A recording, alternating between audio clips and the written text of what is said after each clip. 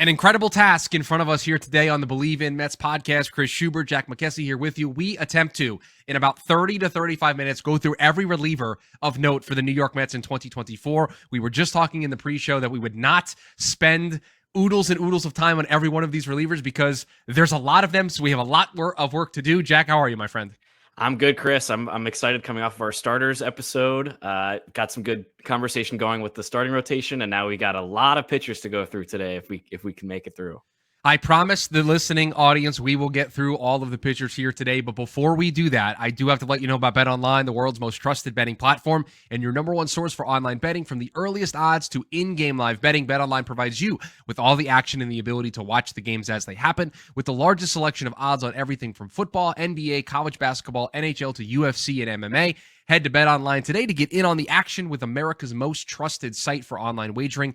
BetOnline, the game starts here. Our first reliever to discuss here, the guy who appeared in the most games for the New York Mets bullpen in 2024, old friend. He used to be all reliable. He was not in 2024. 60 games, 56 innings, his 4.34 ERA. Adam Ottavino is our launching point today here on the pod. Yeah, I think you kind of discussed the Adam Ottavino experience right there. Like, trusted guy in the past, was not that for the Mets this year. He was kind of, if I recall correctly, a late offseason addition to the bullpen, just kind of a piece that the Mets needed for eating innings. And given that he played the most games of any reliever, that's kind of exactly what he did. And 8 innings when the Mets needed him, not super productive. I don't expect to see him back next year, especially that he's a free agent. If I remember correctly, he had a opt-out in his contract at the end of last year, and he took that opt-out and chose not to come back to the Mets. And I think we all kind of thought, okay, that's nice. This is done. It wasn't really great at the end of 2023. The Mets will find somebody else to fill those innings. And the longer that the offseason went on, it just felt like they could use another arm. They could use another arm. They could use another arm. And then when Adam Ottavino re-signed, you're like, yeah, that made sense. Like, he didn't find the market that he was looking for. The Mets needed another arm there in the bullpen. They knew each other. They reunited, and boom, there we were. But I think very quickly we learned that he wasn't the same guy. I can't count the number of times that I got a text message in the middle of a game that said, boy, am I tired of seeing Adam Ottavino. It's verbatim. That is the text that I would get from my friend Jack at least 3 times a week during the season of, boy, am I tired of Adam Ottavino. And he didn't go away. Now, when the playoffs rolled around, when the postseason rolled around, David Stearns told you how he felt about Adam Ottavino because he left him off the postseason roster multiple times. And look, the Mets are going to find a way to fill these innings with somebody. Adam Ottavino, they thought maybe they would find some more lightning in a bottle. It just wasn't the case in 2024. Edwin Diaz pitched 54 games for the New York Mets, 53.2 innings pitched. He's entering, according to my friend's notes here, the 3rd year of that 5-year deal, which includes an opt-out after this season. So if he pitches well and puts together a bunch of saves, there's a chance he could opt out. I don't know if he will. I think that's very unlikely, but it's possible if he has a good season. And listen, it was a roller coaster ride for Edwin Diaz. There's that series in Miami that I think everybody will remember where it felt like, oh no, is he just done? Is he cooked? Like, is his confidence completely just shook? And he bounced back. And it was still a roller coaster ride in the postseason. It was a roller coaster ride in September, but Edwin Diaz was the trusted guy in the 9th inning for this team. I mean, it was a roller coaster, Chris, not just for the season, but it's in some games, man. Yes. Like, there were some moments where my heart was pounding through my chest, even when he kind of returned to form a little bit towards the end of the year. But I just remember that 9th inning of Game 4 of the NLDS against the Phillies after the Lindor grand slam. I texted you, I believe, in the 7th or 8th inning, and I said, I am calling it now. Somehow this game is going to end up with 2 on, 2 out for Kyle Schwarber up with the chance to tie the game. And gosh darn it, Chris, if that isn't exactly what happened, and still Edwin Diaz was able to get out of it, obviously. Look, I really hope for the Mets' sake that Diaz has a great year in 2025. Like you said, I don't think he'll opt out unless it's like an Emmanuel Clase level season. But if he's able to return to what he looked like in 2022 when he was at his most dominant peak, that would be awesome for the Mets. It would make a lot of my life expectancy would come back if he's able to be a shutdown closer again in 2025. So I didn't hear anything you said because you talked about a text message and I searched and I found it. This is the quote from my friend during the Philly series. I have this vision in my eyeballs of 2 on, 2 out for Schwarber with Diaz on. And sure enough, we found ourselves there, and it was stressful the whole time. And so, yeah, you got to a place with Diaz where you could kind of see it, right? Where even if he was pitching well, you could very easily tell when the wheels were about to fall off. The slider wouldn't have the command. The fastball he wouldn't trust consistently, and the velocity would be down. You knew that you were going to be in for something when that started to happen. And too many times in some key moments that happened for Edwin Diaz, but he's going to be the closer of this team. And because he still has the raw talent, the raw tools to be able to be that closer. And I still Bleav in him. And I think now another offseason removed from the ACL surgery, I think will do him wonders from a health perspective. Yeah, I think there were some big moments down the stretch where, and I can't remember if this was the NLCS or the NLDS. I think it was the NLCS, but there was one point where you could tell that his confidence had come back fully, particularly in his fastball. And it seemed like kind of thought to himself, oh yeah, I'm Edwin Diaz, and just started pumping in fastball after fastball and blowing by guys, in the ninth inning. And then if his slider wasn't breaking the way that he liked it, he was able to still rely on the fastball. And if he's able to do that in 2025, again, for a year removed from the knee surgery, I think that'll be a really good sign for 2025 and maybe the rest of his 5-year deal. The guy that we'll talk about third here on this list, and this is a guy who seemingly came out of nowhere because he was a waiver claim last season. And there was a point in, I want to say April and May, where he was the best reliever in baseball stats-wise. Like, he had the most number of reliever wins, and he was just dominant. And that would be Reed Garrett, who pitched in 53 games, pitched to a 3.77 ERA, 4 saves and 9 chances, 83 strikeouts to 30 walks, all those stats Jack mentioned in the show sheet here. And this was another roller coaster ride of a season, right? We just talked about it with Edwin Diaz. It was the same thing with Reed Garrett. The first, I want to say 2 months of the season, utterly dominant. The middle kind of lost it. Looked like he was running out of steam. Looked like he was running out of gas. You started to wonder, did you put too much on his plate early because of the way the bullpen was situated? And then in the second half kind of found it again and was a member of the trust tree at times during the postseason. Chris, I can give you concrete stats to back up that claim about the early part of the season. I don't know if you remember this, but there was a point early in the year where Reed Garrett was the Mets leader in wins by a pitcher. Yeah. Oh yeah, I remember. And I was aware. There's a lot of that had to do with the lack of depth that the Mets were getting from their starters and not being eligible to get a win. But between April 4th and May 19th, he compiled a 5-0 record with 2 saves, 4 holds, 2 earned runs allowed, and 41 strikeouts. Pretty good. Again, he fell off in the middle part of the season, but came back into the trust tree down the stretch and was a pretty crucial member of the playoff bullpen in 2024. Stop me if you've heard this before, but the Mets found somebody who threw a really hard sinker and then threw a splitter, and they said, we want you to be a part of our bullpen. Imagine.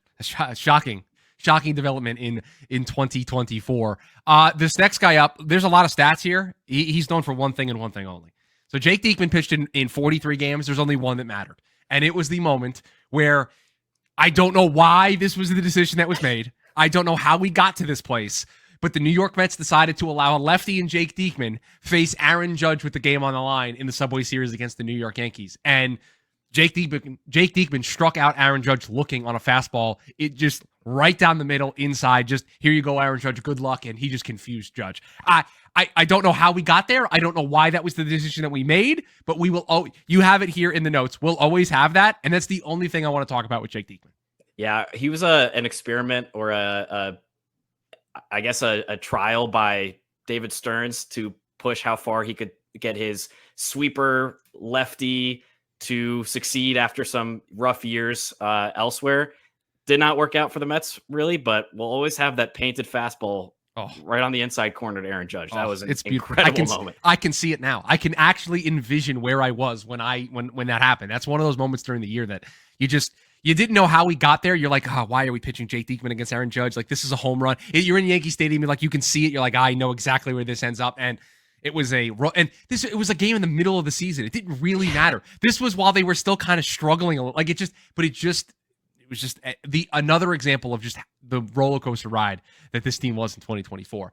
Danny Young, 42 games for the New York Mets, on a minor league deal, and was a part of the team, then wasn't part of the team, then was part of the team. Just one of those guys that they shuttled up and down throughout the year. And look, I don't know if there's anything specifically to discuss when it comes to the season of Danny Young, but I think Danny Young is one of a number of examples that you are going to see that we talk about as part of the philosophy of David Stearns, right? Like that's how he operates and how he's just going to shuffle guys through. Danny Young was one of those guys, pitched to a 4.54 ERA. Again, wasn't anything special, but was part of that philosophy that David Stearns likes to employ when building on a bullpen.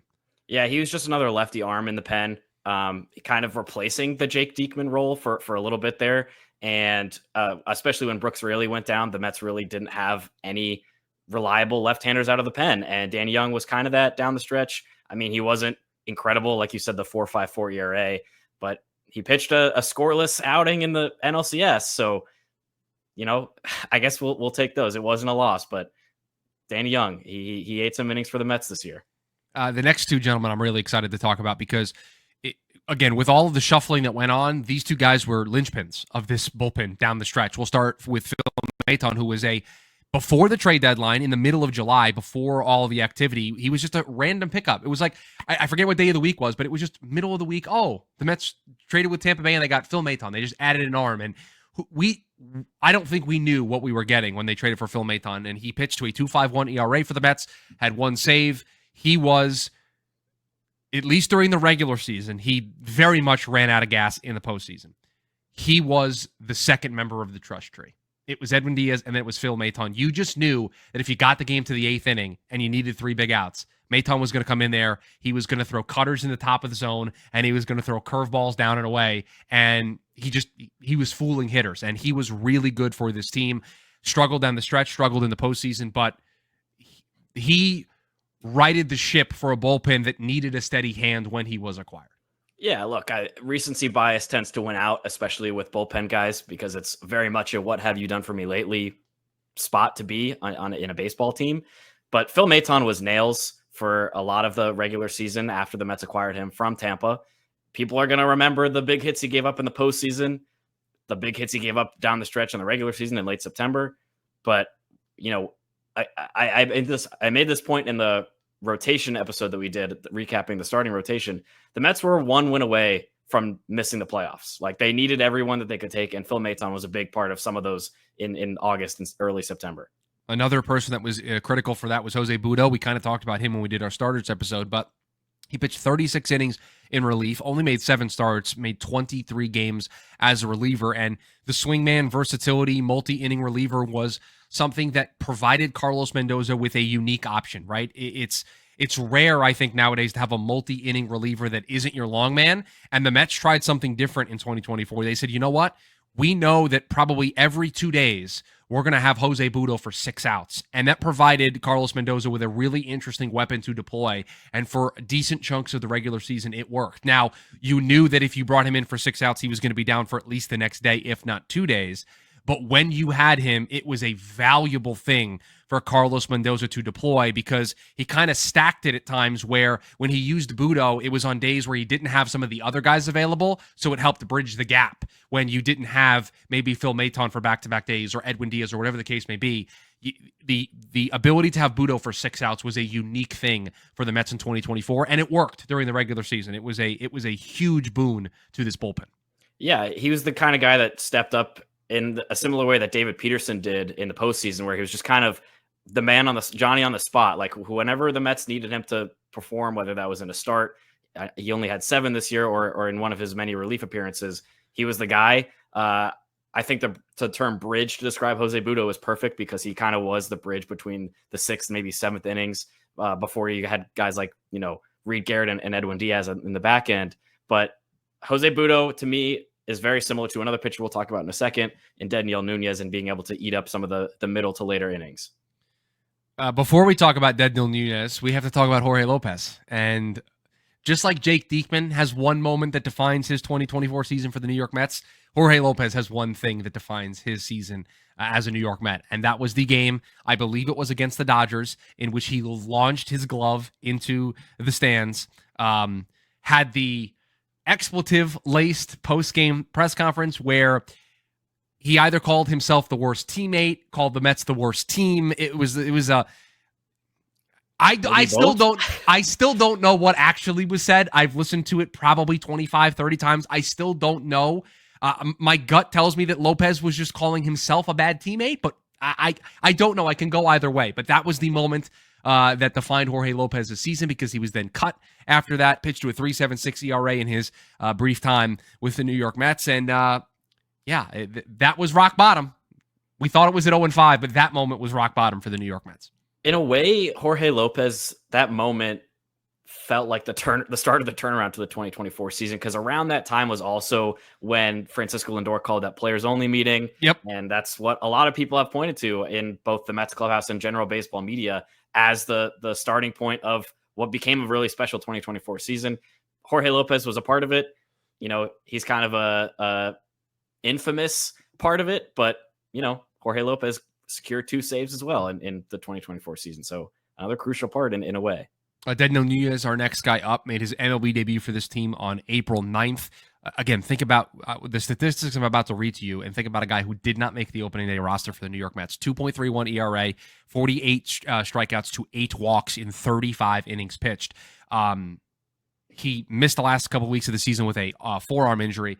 And I'll tell you, if there's an early candidate for newest member of the trust tree in 2025, this is the guy. For sure. I mean, he was almost an immediate member of the trust tree when he came up in his MLB debut. I mean, you'd look at that 2.31 ERA. That's incredible production from a rookie out of the bullpen. And like I mentioned, he was a guy that was able to eat through multiple innings, kind of like Jose Butto. He was kind of that bridge reliever. You mentioned his 35 innings pitched. He pitched in 25 games. So he's averaging a little over 1 inning per outing. And that's really, really nice, especially when you're getting the strikeout count that he was getting with the low walk percentage. I'm really excited if he can stay healthy and be back for 2025. I think Daniel Nunez is going to be such a huge part of this bullpen, especially with guys like Brooks Raley and Drew Smith, who we might talk about later as free agents now. So he didn't qualify because he didn't throw enough innings, but do yourself a favor if you're bored. Go to Daniel Nunez's StatCast page. It's a lot of high red bars. A lot of red. Like elite fastball velo, elite chase percentage, elite whiff percentage, elite strikeout percentage, elite walk percentage, elite ground ball percentage. Like, the dude was nails for this team in 2024. And so that's what gets me excited about him being that option late in games. Adrian Hauser, listen, I think we discussed him enough in the starter episode. I'll just leave that where it is. Sean Reed-Foley pitched in 23 games for the Mets, 21 2/3 innings. This is a guy who has been with the Mets only for a short little while as part of the Steven Matz trade in 2021, had Tommy John surgery in 2022, returned to the majors in 2023, was injured again this season, so hasn't had a long run with the Mets, but had a 1.66 ERA over that 21 2/3 innings, and another guy that you think this organization's probably pretty happy to hopefully have healthy for this season and potentially get him in the mix, because it's going to be a mix throughout the season. Yeah, he seems like a guy that could be another option for high leverage spots in 2025, maybe beyond. I Bleav his injury this year was a shoulder impingement, which is, I think, just an unfortunate short-term injury. It was just rough timing for Sean Reed-Foley. But I could really see, depending on how these Stern signings will end up, he's already made a few moves for pitchers, for pitching depth. But I think Sean Reed-Foley could really mix in with a bullpen role in 2025. Huascar Brazoban, 19 games, 21 innings for the New York Mets, was a deadline acquisition to bring some heat, to bring some gas to this bullpen. That was the idea. He pitched down the stretch, was a 5.14 ERA, didn't really stick with the New York Mets, and then ultimately was never on the postseason roster. He's under team control for next season, and so part of me feels like he's going to be an injury protection option. I don't necessarily think that David Stearns and the 2025 New York Mets are planning on Huascar Brazoban being a member of their opening day bullpen, but they have him under control for next season. I don't have a ton to say on Huascar Brazoban. Yeah, he wasn't great. He wasn't exactly what the Mets had hoped for in the same way that Phil Maton was as far as deadline acquisitions go. But, another guy that 8 innings and was able to put in a solid appearance in the Atlanta doubleheader. And for that, he's a valuable part of the 2024 Mets, I suppose. Boy, could the 2025 New York Mets use Drew Smith. I just don't know if they're going to have him. He had a second Tommy John surgery in July, so I think the earliest we could potentially see him would be September, if in like 2 appearances. Like, it just doesn't feel like it's in the cards. But this is a guy that, if was healthy, would have been a part of the trust tree, I think, in the second half of the season. Only pitched in 19 games, 17.2 innings. He's not somebody that this team can realistically count on for 2025, and that's unfortunate. Yeah, I mean, he's a free agent this season, or this offseason, and like you said, he was a member of the trust tree pretty consistently over his span with the Mets. I think he was up in 2018, had his first Tommy John in 2019, so he missed that season. But then 2020 through this past year, even like when the Mets needed some big outs in the 7th or 8th innings as a bridge to Edwin Diaz, like Drew Smith was the guy. And so he was a really valuable part of some playoff or the 2022 playoff team. But, I don't really know what his future is going to be. I really hope the best for him. Really tough to have a second Tommy John surgery right before your free agent year, but good luck to Drew Smith. I was a big fan.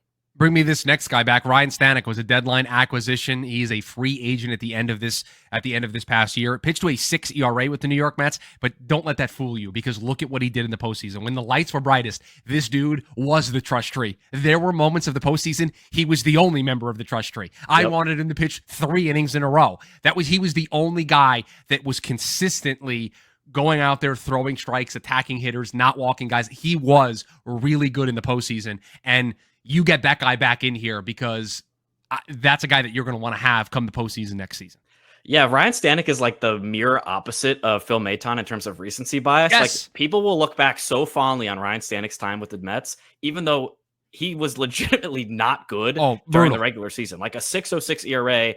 Yes, his walks were low and his strikeouts were high, but like, he was giving up a lot of runs and giving up a lot of hard hits. And then all of a sudden, like you said, lights got brighter. He flipped the switch through 8 innings in 7 games in the 2024 postseason, gave up 3 earned runs in all of that time, including 2 1/3 in NLCS Game 5, which was massive, Chris. That was like the outing of the postseason was Ryan Stanek in that game. Yeah, kept their season alive. We know how it ended, unfortunately, but kept their season alive with that performance. Alex Young, 14 games, 13.2 innings for this team, pitched to a 3.29 ERA. He is going to enter his second year of arbitration. I feel like he and Huascar Brazoban fall into the same mold of guys that the Mets are going to have. I don't know if they necessarily want them to make the opening day bullpen, but I think there are guys that we will see next season. Yeah, definitely a depth option. I believe he's another lefty. Really could be in the mix. We'll see. All right. I need everybody to buckle up, okay?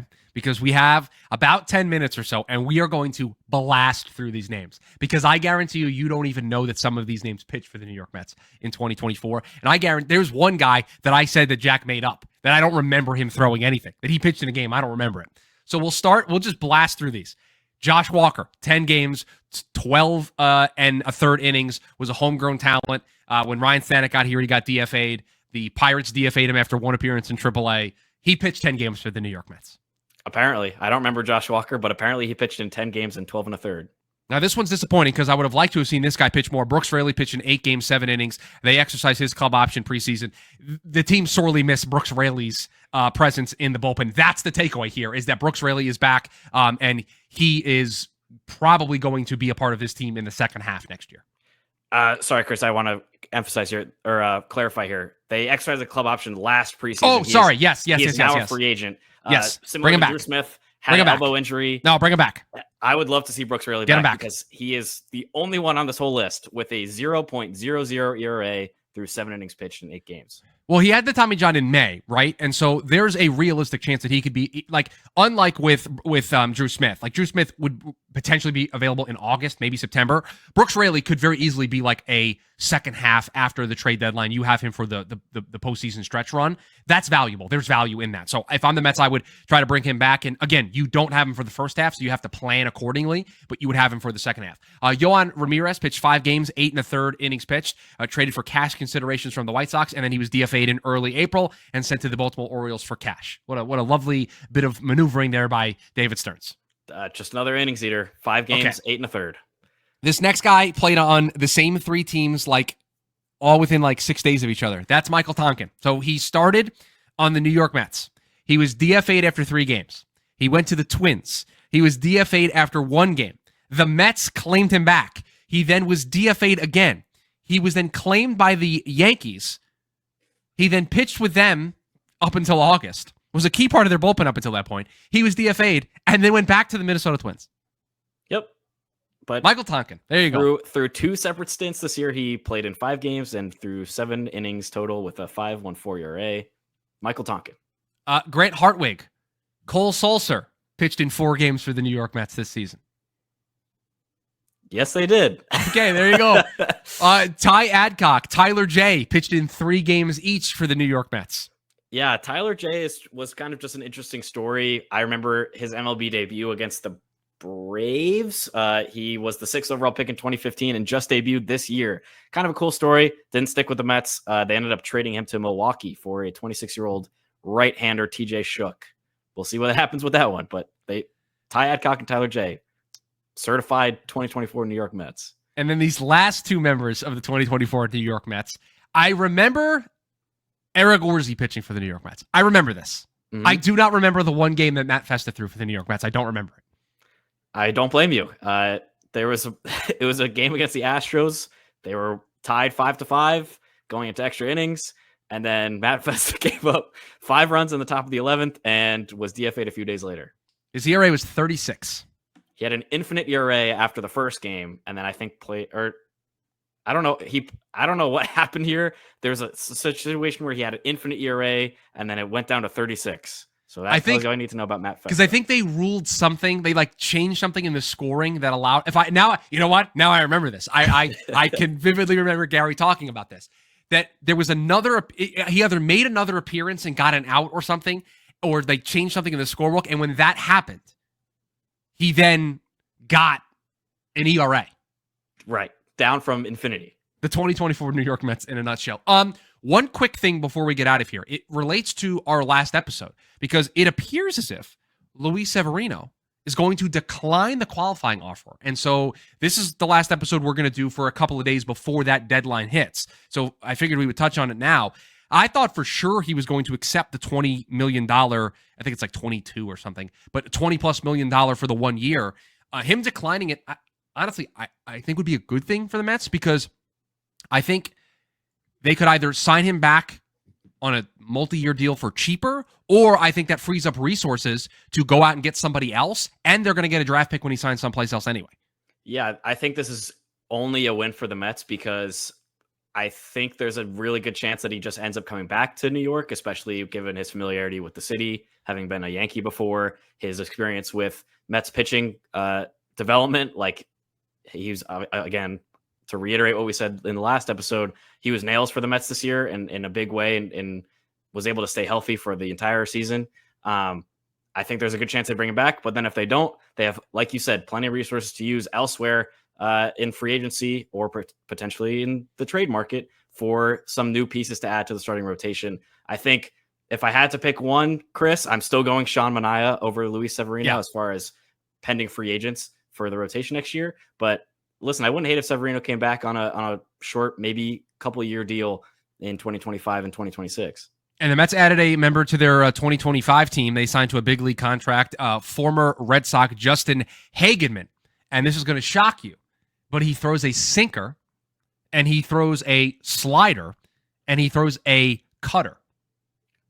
I am about to fall out of my chair, Chris. I cannot believe that's the arsenal of a guy that the Mets signed to be a potential pitching contributor in 2025. They went out and got somebody whose main pitch is a sinker. And you know what? That slider is probably going to become a sweeper by the time he gets to the regular season. So the Mets making moves, adding just guys, adding arms, adding just people all over the place. But that is it. We can now officially close the book on the 2024 New York Mets. We have recapped their season as a whole. And so now we can turn our attention to the offseason, what is a very important offseason for the New York Mets. And so coming up later this week, we are going to have our first 2025 offseason episode.